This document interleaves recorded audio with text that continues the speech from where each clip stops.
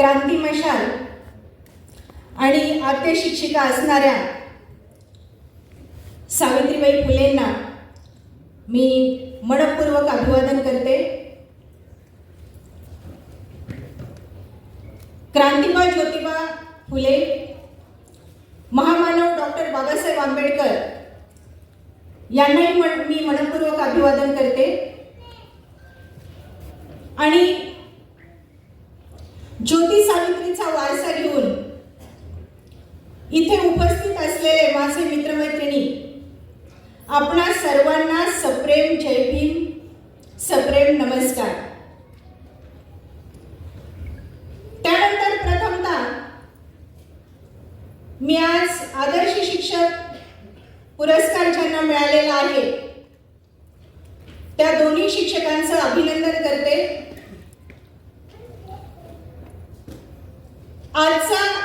आजची जर परिस्थिती बघितली तर शिक्षक आणि शिक्षिका पाट्या टाकण्याचं काम करतात.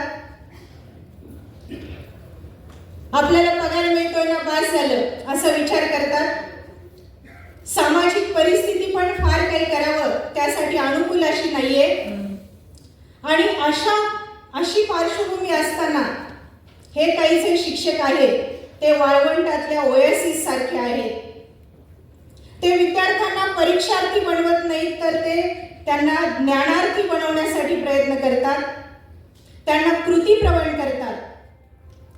फक्त मी कदम सरांना एकच सांगेल, मी बघितली त्यांची क्लिप, की तुम्ही जे लांबलचक टायटल दिलेलं आहे कृतीप्रवण गाणे असं, तर ते टायटल थोडंसं शॉर्ट करा, आनंदाची सृजनशील गाणी असं करा.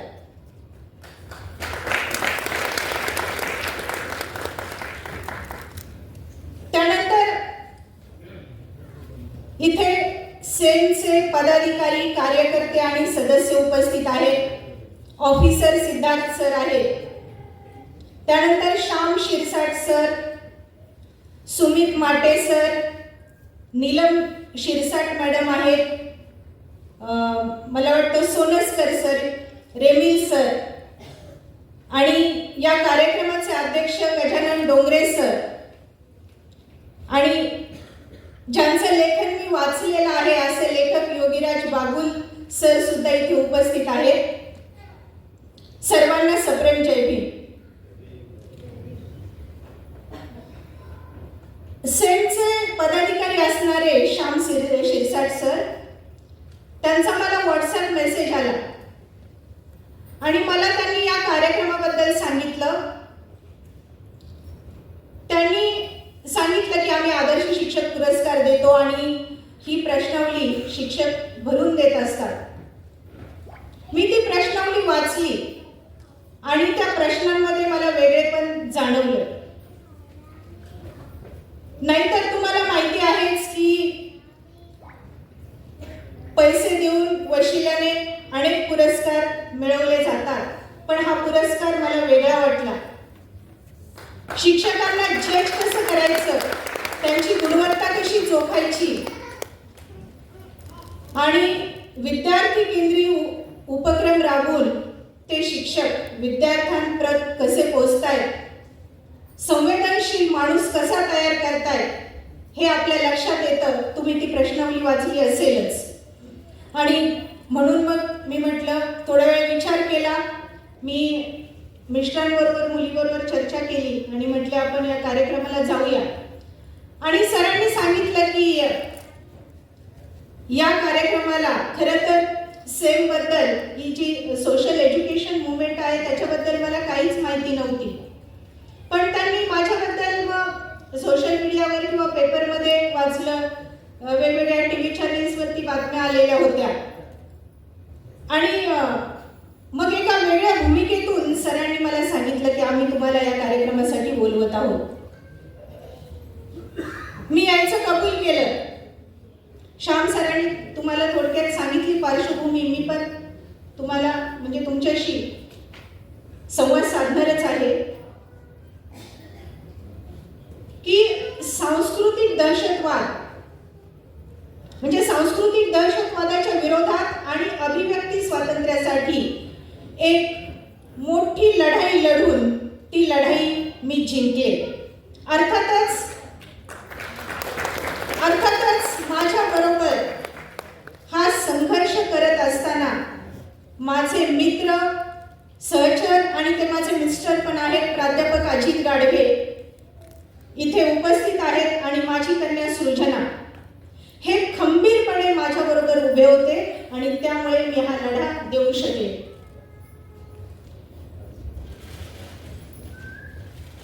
तर लक्षात घ्या, हा लढा लढत असताना म्हणजे 26 जुलै 2024 रोजी मुंबई उच्च न्यायालयाचा निकाल लागला. त्यानंतर मग पत्रकार घरी येऊ लागले, बाईट्स घेऊ लागले, माझ्या मुलाखती घेतल्या, वेगवेगळे सामाजिक कार्यकर्ते घरी आले आणि वेगवेगळ्या क्षेत्रातली माणसं माझं अभिनंदन करू लागले. पण हा लढा आम्ही लढत होतो तेव्हा आम्ही एकाकी होतो. आमच्या समवेत कोण होतं? बऱ्याच जणांना आम्ही सांगितलेलं होतं काय घडलं ते. आमच्या समवेत कोण होतं? तर कोल्हापूरचं लोकराजा वकील मंडळ आणि संविधान संवादक राजवैभव. राजवैभवचं नाव तुम्ही ऐकून असाल. त्याने धाडस केलं होतं मोदीचा रथ अडवायचं निवडणुकीच्या काळात. तो राजवैभव. ही माणसं आमच्या समवेत होती. निकाल लागल्यानंतर अनेक जण आले. हरकत नाही. हा पुन्हा एका मृणालिनी आहे नावाच्या व्यक्तीचा विजय नव्हता, तर तो संविधानिक मूल्यांचा विजय होता, लोकशाही मूल्यांचा विजय होता.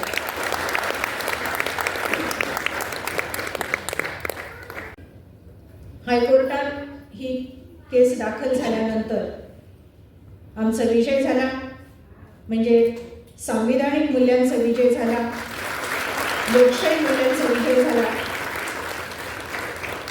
इथे माझे शिक्षक मित्रमैत्रिणी जमलेले आहेत म्हणून मुद्दामच माझा अनुभव मी सविस्तर कथन केला. मी एवढंच तुम्हाला सांगते की निर्भीडता, विवेक आणि नीतिधैर्य जर तुमच्याजवळ असेल तर तुम्ही सांस्कृतिक दहशतवादाचा आणि शैक्षणिक दहशतवादाचा मुकाबला करू शकता, प्रतिकार करू शकता. आज शिक्षण क्षेत्रातले अनेक जण इथे जमलेले आहेत. ज्योतिबा सावित्रींचं कार्य काय होतं हे तरुण पिढीला खरोखर सांगण्याची गरज आहे. ढोबळ ढोबळ गोष्टी माहिती असतात.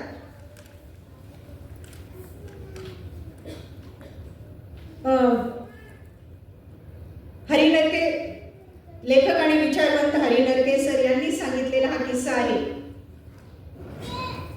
की एक पत्रकार होते. त्या पत्रकारांनी काय केलं, सावित्रीबाईंचा फोटो घेतला आणि ते मुंबई विद्यापीठाच्या कॅम्पसमध्ये फिरू लागले आणि ते तरुण मुला मुलींना विचारू लागले, आपण यांना ओळखलं का? फोटो दाखवून, त्या कोण आहेत? तर काहींनी ओळखलं, काहींनी चक्क ओळखलं सुद्धा नाही कोण आहे. मग एक तरुण मुलगी ती काय म्हटली माहितीये तुम्हाला? Oh I don't know who is this old lady. She is looking like a rural woman. म्हणजे हे इतकं शॉकिंग होतं पहा. ज्या सावित्रीमाईमुळं आपण केवळ शिक्षित बनलो नाही तर सुजाण बनलो, ज्ञानी बनलो, बऱ्या वाईटाची जाण आपल्याला झाली. त्या सावित्रीबाईंबद्दल त्या तरुण मुलीने असं म्हणावं. आज ही परिस्थिती आहे. आपण जर पाठीमागे जाऊन बघितलं, आता सावित्री ज्योतींचा जो कालावधी होता त्याला आता जवळजवळ 150 वर्ष होऊन गेली. सावित्री ज्योती जन्माला आले तेव्हा आणि त्याही अगोदर समाजात स्त्रियांची परिस्थिती ही अतिशय दयनीय होती. म्हणजे आपल्या पुराणांमध्ये आणि धर्मग्रंथांमध्ये लिहून ठेवलेलं होतं. कुठलाही धर्म चुकीचं किंवा वाईट काही सांगत नाही, पण धर्म मार्तंड म्हणवणारे जे असतात त्यांनी त्या धर्मामध्ये अनेक आपल्याला फायद्याच्या ठरतील अशा गोष्टी घुसडवलेल्या असतात. तर त्या धर्मग्रंथांमध्ये लिहून ठेवलेलं होतं की जर मुलगी शिकली तर अक्षरांच्या अळ्या होऊन तिच्या तिच्या ताटामध्ये पडतील, असले आपले धर्मग्रंथ. अस्पृश्यांबद्दल तर काय काय लिहून ठेवलेले आहे मनुस्मृतीमध्ये हे आपल्याला ठाऊक आहेच. तर अशा परिस्थितीमध्ये ज्योतिबांनी सावित्रीबाईंना शिकवलं. त्या शिकल्या. सावित्रीबाईंचं कार्यकर्तृत्व खूप मोठं आहे. ज्योतीने ज्योत पेटली आणि त्याची आज धगधगती मशाल झालेली आहे. आणि ही जी नवतेजाची नवक्रांतीची मशाल आहे ती आपल्या हातामध्ये आहे आणि त्या मशालीच्या उजेडामध्ये आपल्याला मार्गक्रमणा करायची आहे. सावित्रीबाई ज्योतिबांची सावली कधीच नव्हत्या, लक्षात घ्या. सावित्रीबाई एक स्वतंत्र प्रज्ञा असलेली, स्वतंत्र ओळख असलेली, स्वतंत्र व्यक्तिमत्वाची स्त्री होती.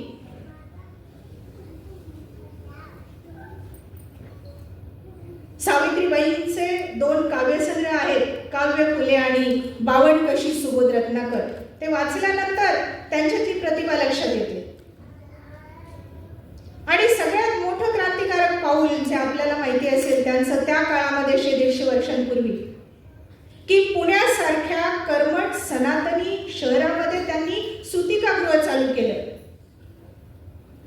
की त्या काळामध्ये असलेल्या ज्या विधवा असतील, बालविधवा, कुमारी माता असतील, की ज्या अत्याचाराला बळी पडलेल्या आहेत, ज्यांच्यावरती जबरदस्ती झालेली आहे, अशा स्त्रिया या आत्महत्या करायच्या.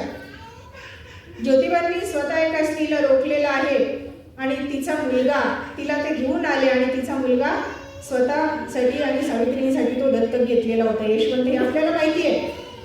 तर अशा स्त्रियांसाठी सुतिकागृह चालू करणे हे खूप मोठं क्रांतिकारी पाऊल त्या काळामध्ये होते, लक्षात घ्या. आजही समजा एखाद्या स्त्रीवरती अन्याय झाला, जबरदस्ती अत्याचार झाला, त्यातून ती गरोदर राहिली तर लोक काय म्हणतात, तिचं पाऊल घसरलं असं म्हणतात. असं कोण म्हणणार नाही त्या स्त्रीवरती जबरदस्ती झालेली आहे. पण तिच्यावरती अत्याचार करणारा जो पुरुष असतो तो उजळ माथ्याने बिंबोबाट फिरत असतो.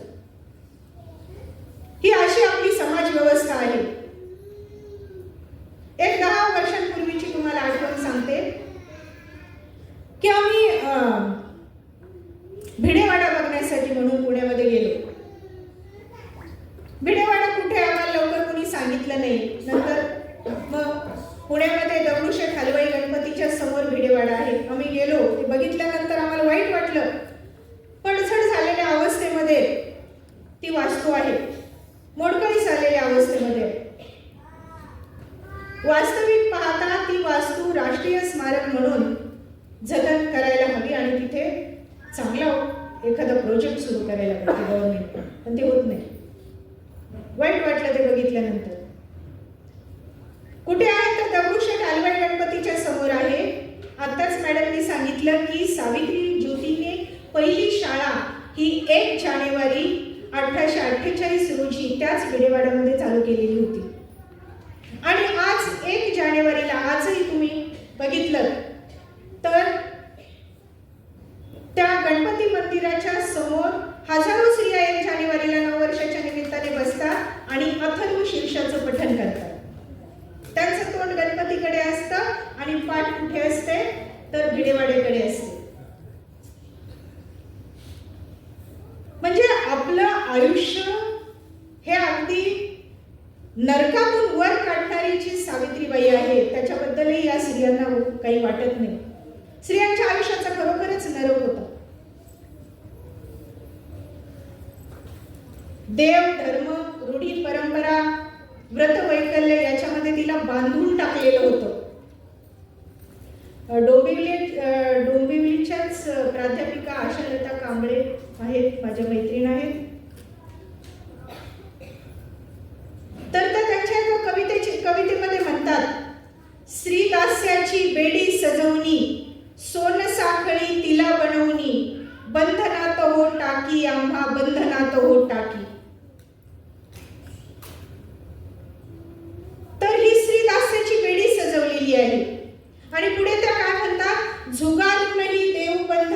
अक्षरातून बांधू मनमने. तर ज्योतिबा आणि सावित्रीबाईंनी काय केलं की ही मनमने अक्षरातून बांधण्याचा प्रयत्न केलेला आहे. ज्योतिबा सावित्रींचं जे सहजीवन होतं ते अर्थपूर्ण होतं, क्रांतिकारक होतं. त्यांनी रुळलेली वाट नाकारली आणि प्रागतिक वाटेने ते गेले. स्त्री पुरुष समता हा त्यांच्या सहजीवनाचा पाया होता आणि हा पाया 3 बेसिक विचारांवरती अवलंबून असतो. त्यातला पहिला विचार म्हणजे स्त्री आणि पुरुष दोघांनी एकमेकांना माणूस म्हणून स्वीकारणे. दुसरा विचार म्हणजे सहअस्तित्वाचा आदर करणे आणि समतेचं तत्व हे केवळ तत्व म्हणून राहू न देता ते मूल्य म्हणून स्वीकारणे. आणि तिसरा आणि महत्त्वाचा विचार म्हणजे काय, तर स्त्री पुरुषांची समप्रतिष्ठा ज्या जगामध्ये असेल असे जग निर्माण करण्याचा आपण प्रयत्न करायचा आहे. सॉरी, मी एक गोष्ट तुम्हाला सांगायची राहून गेली की मी स्त्री पुरुषांचे सहअस्तित्व असं म्हटले किंवा समप्रतिष्ठा असं म्हटले, पण ह्या ठिकाणी तृतीयपंथी पण आपण ऍड करूया. स्त्री पुरुष आणि तृतीयपंथी यांची समप्रतिष्ठा ज्या जगामध्ये असेल ते जग निर्माण करण्यासाठी आपण प्रयत्न करूया. हे ते 3 बेसिक विचार आहेत. मित्रमैत्रिणींनो, गेली 30 वर्ष मी या टीचिंग प्रोफेशन मध्ये आहे. माझ्या सहकार्यांची मानसिकता मी खूप जवळून अनुभवलेली आहे. ज्या वेळेला एखादी भूमिका घेण्याची वेळ येते, मग ती सामाजिक क्षेत्राशी किंवा राजकीय क्षेत्राशी निगडीत असू देत, वैयक्तिक असू देत, त्यावेळेला हे कच खातात आणि मग ते डोळे असून आंधळे आणि कान असून बहिरे बनतात. आज जर तुम्ही बघितलं तर प्राध्यापकाची भरती करत असताना प्राध्यापकाच्या एका जागेचा रेट किती आहे तुम्हाला माहिती असेल, 60 ते 70 लाख रुपये. मग अनेक प्राध्यापक काय करतात, आपल्या जवळचं जे काही असेल किंवा अगदी शेतजमीन विकतात, पैसे भरतात, प्राध्यापक होतात आणि तिथून भ्रष्ट तडजोडी करायला ते सुरुवात करतात. त्यानंतर काय होतं, त्यांच्या प्लेसमेंट होतात आणि प्लेसमेंट होत असताना प्लेसमेंटमध्ये एखादी छोटी जरी त्रुटी राहिली तरी पण त्यांना तंगवलं जातं. मग त्यांना हात ओले करायची सवय लागते. पुन्हा प्लेसमेंट झाल्यानंतर सेवा पुस्तिकेमध्ये त्या नोंदी येतात.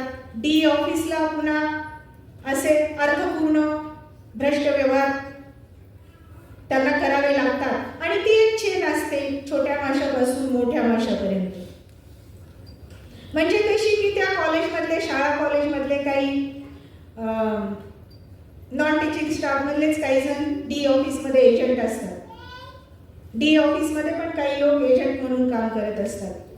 मग मला सांगा, अशी नीतिमत्ता गमावलेला भ्रष्ट शिक्षक हा ज्या वेळेला तुम्हाला एखाद्या समस्येबद्दल भूमिका घ्यायची वेळ येते त्यावेळेला तो भूमिका घेईल का? नाही.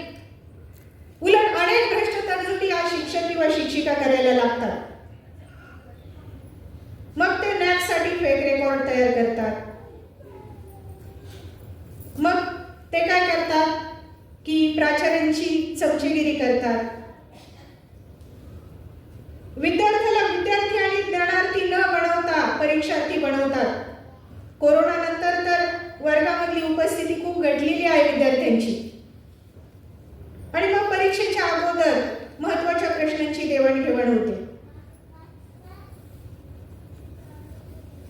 तर या प्रकारची परिस्थिती आज म्हणजे महाविद्यालयांमध्ये तरी मी बघते, याला काही अपवाद असणारी महाविद्यालय पण असतील आणि कॉलेजमधली चेतना हरवल्यासारखी झालेली आहे, चैतन्यदायी वातावरण लुप्त झाल्यासारखं झालेलं आहे. NEP बद्दल हे शिक्षक बोलतात, ठीक आहे, मल्टीडिसिप्लिनरी एज्युकेशन किंवा अनेक चांगल्या गोष्टी NEP मध्ये आहेत, पण लक्षात घ्या NEP मध्ये अनेक प्रकारच्या संदिग्धता आहेत. मग NEP बद्दल तुम्ही बोलत असताना त्याच्यामधल्या NEP मधल्या न्यू एज्युकेशन पॉलिसी मधल्या ज्या त्रुटी आहेत, संघटितपणे एकत्र या, चर्चा करा त्याच्या विरोधामध्ये, म्हणजे त्याच्याबद्दल बोला, हे त्यांच्याकडून होत नाही. कॉलेजमधलं चैतन्यदायी वातावरण लुप्त पावलेलं आहे, हे मी तुम्हाला सांगितलं. नाही म्हणायला युथ फेस्टिवल होतात, पण या युथ फेस्टिवलमध्ये अगदी मोजके विद्यार्थी सहभागी झालेले असतात, बाकीचे बहुसंख्य विद्यार्थी त्यांना त्याच्यामध्ये सहभागी होता येत नाही. आणि दुसरं असं की साधारणपणे 20 वर्षांपूर्वी जे कल्चरल सोशल गॅदरिंग्स कॉलेजमध्ये व्हायचे आणि इलेक्शन्स व्हायचे, तर ते आता विद्यापीठाने बंद करून टाकलेले आहेत. कारण का, तर इलेक्शनमध्ये बाहेरचेही काही इलेक्शन कॉलेजमध्ये होत असताना बाहेरचे काही घटक त्याच्यामध्ये हस्तक्षेप करतात, मग मारामाऱ्या झालेल्या आहेत, राडे झालेले आहेत, अगदी खून पण पडलेले आहेत. म्हणून कॉलेजेसमधल्या प्राचार्यांनी आणि विद्यापीठांच्या कुलगुरूंनी एकत्र येऊन 20 वर्षांपूर्वी साधारण असा डिसिजन घेतला की हे गॅदरिंग्स बंद करून टाकूया. पण खरं सांगू, एक शिक्षिका म्हणून जर माझं ओपिनियन तुम्ही विचारलं तर हे गॅदरिंग सुरू व्हायला पाहिजे. 3 दिवसांचे कल्चरल गॅदरिंग्स असतात. त्याच्यामुळे काय होतं की विद्यार्थ्यांमध्ये एक नवचेतना जागृत होते, त्यांच्यामधल्या पोटेन्शियलला वाव मिळतो. आणि इलेक्शन कॉलेजमध्ये होते त्यावेळेला लोकशाही व्यवस्थेमधली जी निवडणूक प्रक्रिया कशी असते त्याचं प्रशिक्षण विद्यार्थ्यांना मिळायचं. ठीक आहे, आता तुम्ही मेरिटवर CR निवडता, GS निवडता, पण इलेक्शन प्रक्रिया कशी घडून येते हे विद्यार्थ्यांना कळत नाही.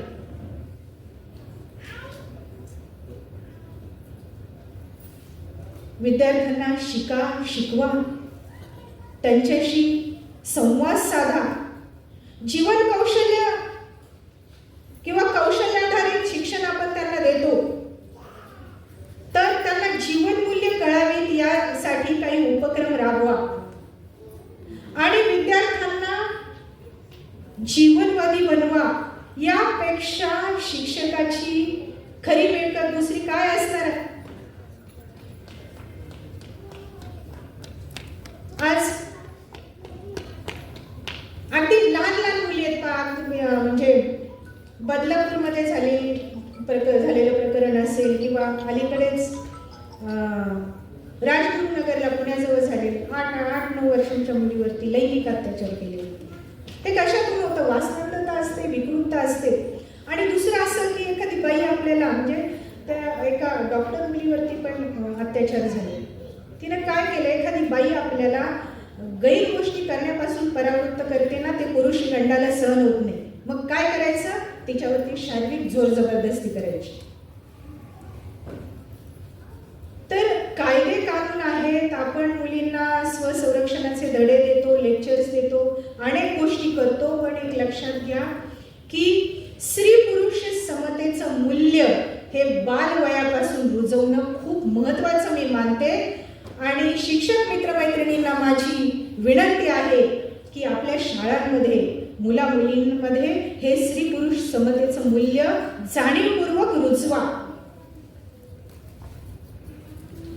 अगदी छोटी गोष्ट आहे पहा, मी अनेक ठिकाणी बोलताना हे सांगितलेलं आहे की जन्मापासूनच ही सुरुवात होते. आपण मुलगा जन्माला आला की त्याला बॅट बॉल असेल, विमान असेल, त्यानंतर आणखी कार असेल, बंदूक असेल, अशी खेळणी खेळायला देतो आणि मुलीला भातुकली, बाहुली वगैरे. असं करू नका, सरमिसळ करा. ते छोटं मेल बेबी असतं ना, बाळ, त्याला सांगा, मुलाला सांगा ही बाहुली आहे, तिची तू माया कर, तिला दूध पास, तिचे कपडे बदल, तिला झोपव. अशा संवेदना घेऊन जो मुलगा नंतर मोठा होईल ना, कुठल्याही मुलीवर अत्याचार करायलाच काय, तर तिच्याकडे बघताना तो त्याच मानवी संवेदनेने बघेल. त्यामुळे हे प्रयोग करा. आवर्जून सांगते मी. आज म्हणजे शिक्षण क्षेत्रामध्ये आपण बघतोय की उपस्थिती खूपच कमी झालेली आहे. मात्र व्यावसायिक शिक्षण देणारी जी महाविद्यालये आहेत ना, ते कारखाने बनलेले आहेत. शिक्षण कशासाठी असतं तर आपण म्हणतो की मन, मेंदू आणि मनगट ज्याच्यातून बळकट होतं ते शिक्षण ताकदवान असतं असं आपण म्हणतो. पण आता काय दिसतं की संस्था चालक आणि प्राचार्य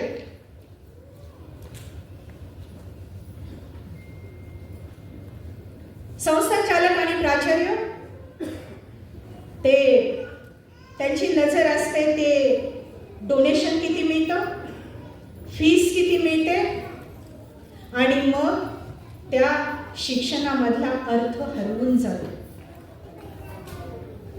शिक्षण प्रयोगशील असावं, चैतन्यदायी असावं, स्वावलंबन शिकवणारं असावं. अशा अनेक गोष्टी आहेत.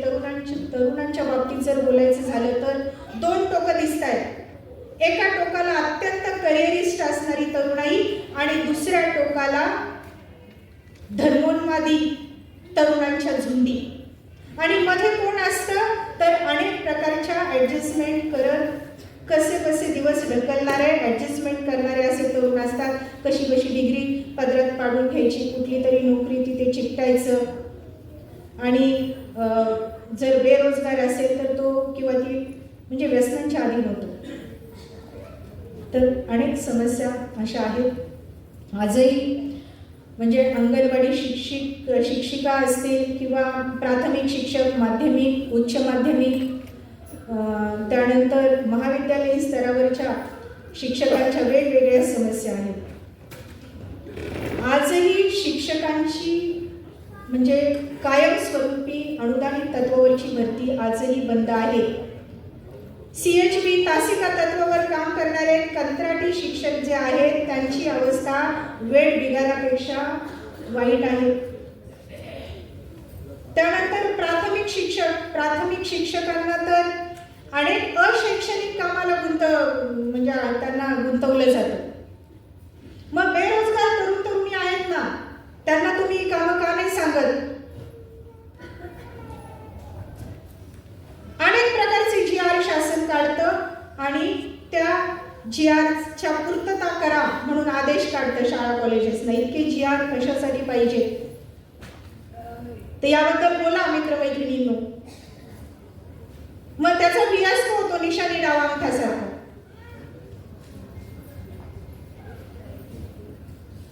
आज म्हणजे 10 पटसंख्या असेल तर त्या शाळा बंद करण्यात याव्या. 10 आणि 10 पेक्षा कमी असा शासनाने आदेश काढलेला आहे. 14,000 मराठी शाळा महाराष्ट्रामध्ये बंद करण्याचा आदेश सरकारने दिलेला आहे, प्राथमिक शाळा. मग मला सांगा, दूरवरच्या आदिवासी पाड्यांमध्ये, वाड्या वस्त्यांमध्ये जी मुलं शिकतात, विशिष्ट मुली, त्यांनी शाळेत यायचं नाही का? मग एक शिक्षकी शाळा का असे ना ती तिथे चालवा, त्या शाळा बंद होऊ देऊ नका, त्याच्या विरोधात आवाज उठवा. ज्योतिबा फुलेंनी त्यावेळेला सांगितलेलं होतं पहा की मंदिरातल्या दानपेट्यांमध्ये जो पैसा जमा होतो ना तो शिक्षणावरती खर्च करा. पण ते होत नाही. आज जर भारताचा अर्थसंकल्प बघितला तर शिक्षणावरती म्हणजे शैक्षणिक बजेट किती असतं तर 2.5%. पालकांनाही मी सांगेल, इथे काही पालक पण आलेले असतील, की आपल्या अवास्तव अपेक्षा आपल्या पाल्यांवरती लादू नका. पाल्याचा स्क्रीन टाइम किती आहे पहा. पहिल्यांदा आपला स्क्रीन टाइम कमी करा. आपल्या पाल्याची बौद्धिक, मानसिक, शारीरिक वाढ व्यवस्थित होते की नाही, काही वेगळ्या इम्प्रेशन खाली आपलं पाल्य नाही ना हे पहा. इथे शिक्षक संघटनांचे पण काही जण आलेले असतील. आपण हक्कांसाठी भांडतो, आपल्या कर्तव्य आणि जबाबदाऱ्या पण ओळखून आपण काम करा. शेवटी शिक्षिका या नात्याने मला मॅडमने चिठ्ठी दिली, मला संपवायचे. शिक्षिका या नात्याने मी साऊला म्हणजे सावित्रीबाई फुलेंना एक अभिवाचन देते. शाहीर शीतलच्याच भाषेमध्ये. ज्योत लाविलीस साऊ वनवामी पेटवीन, तुझे शिल्प कोरलेस ते मी बोलके करीन. ज्योती साऊ, तुम्ही ज्ञानाचं आणि समतेचं हे जे रोपटं लावलेलं आहे त्याचा महावृक्ष करून नक्कीच आम्ही तो गगनाला भिडू, हे अभिवचन मी तुम्हाला देते. संयोजकांनी मला बोलावलं, मला बोलण्याची संधी दिली, आपण ऐकून घेतलं, त्याबद्दल आपणा सर्वांचे खूप खूप आभार, खूप खूप धन्यवाद.